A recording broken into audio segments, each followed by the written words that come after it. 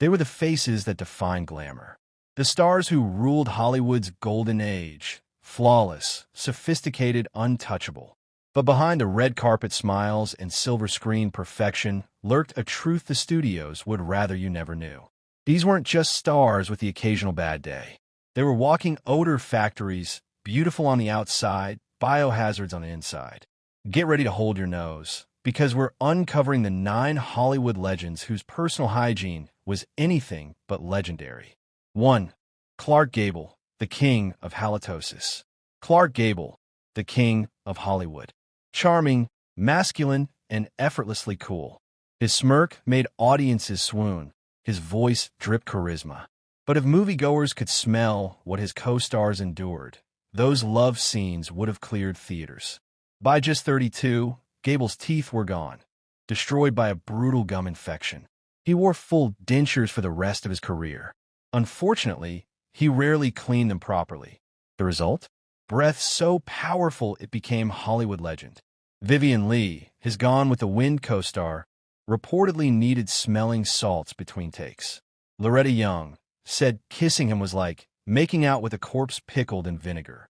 MGM even had a Gable kit on set, industrial-strength mouthwash, mints, and nose plugs for the crew. But nothing worked.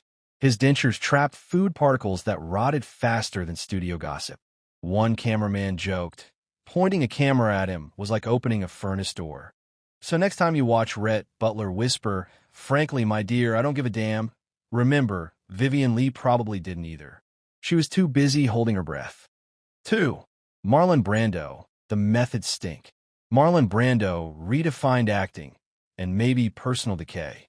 He was brilliant, unpredictable, and utterly committed to authenticity, even when it meant horrifying everyone within a 5-foot radius. Brando despised routine.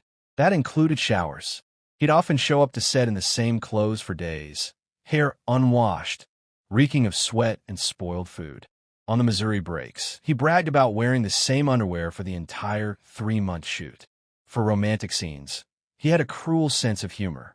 On Last Tango in Paris, he reportedly devoured blue cheese before kissing his co-star Maria Schneider and refused to brush his teeth. By the time he filmed Apocalypse Now, Brando's hygiene had reached mythic proportions. Francis Ford Coppola privately called him a sentient swamp.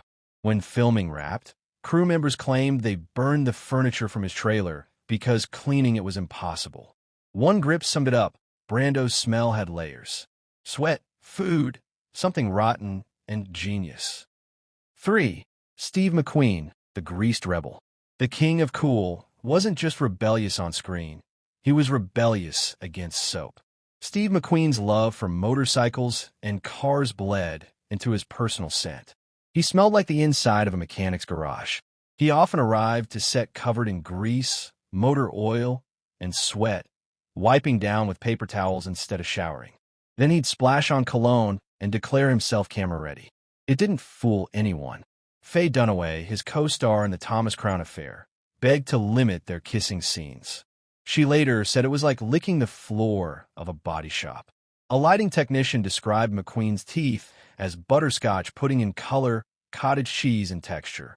Ironically, McQueen treated his cars like holy relics, cleaned daily, polished to perfection, while he went days without washing. James Garner joked on The Great Escape, when Steve took off his boots, the Nazis should have just surrendered. McQueen made cool look easy, but clean?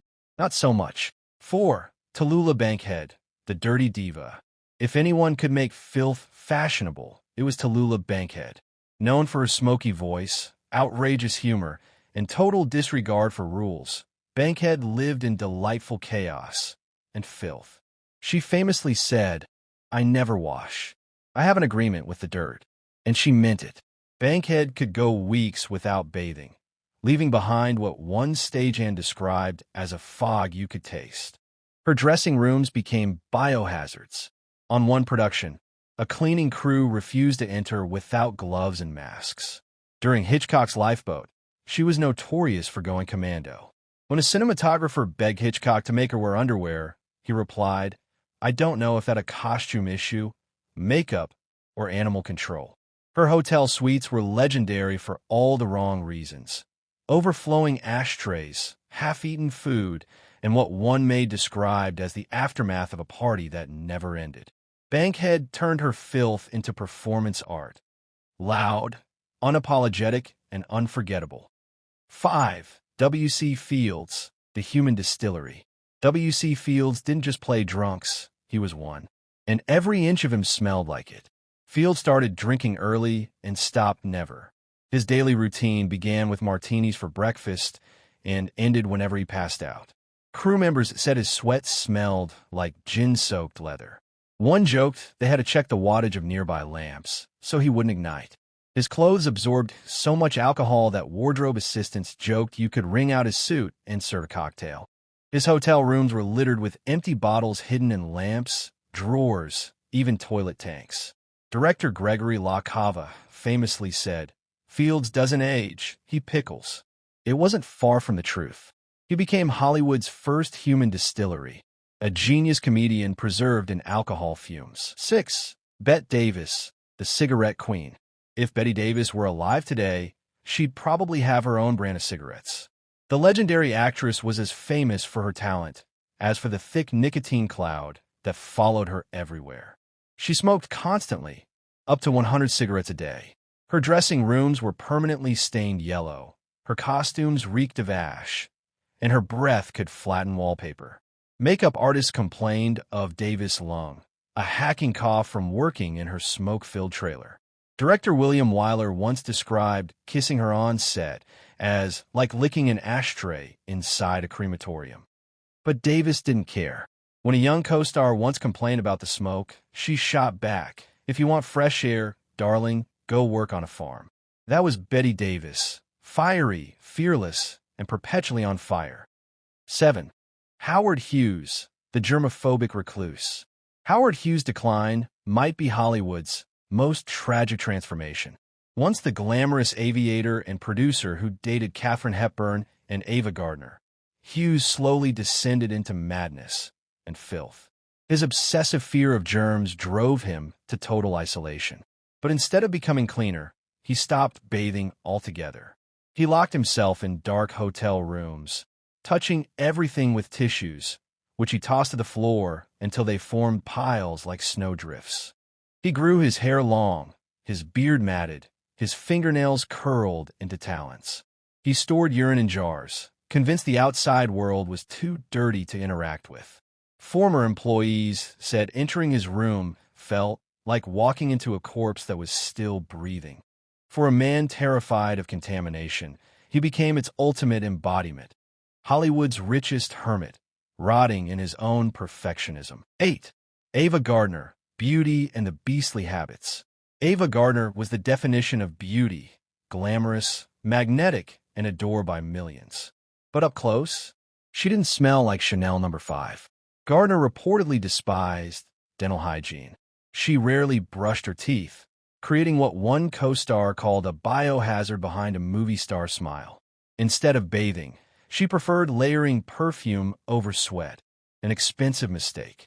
Her mix of perfume, cigarettes, and body odor was so distinctive that studio crew joked they could follow her scent trail across the lot. Frank Sinatra, her great love, even installed extra showers in their home to encourage better habits. It didn't work.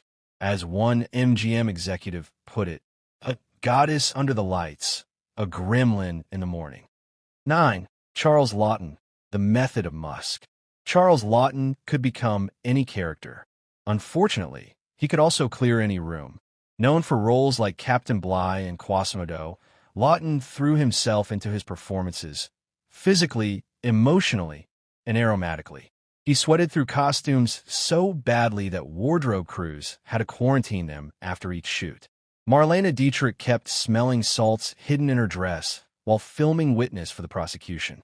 "I wasn't acting surprise," she said. "I was acting consciousness." Director Billy Wilder warned, "If you smell something awful, keep rolling." That's Charles at his peak. His wife, Elsa Lanchester, stayed married to him for decades.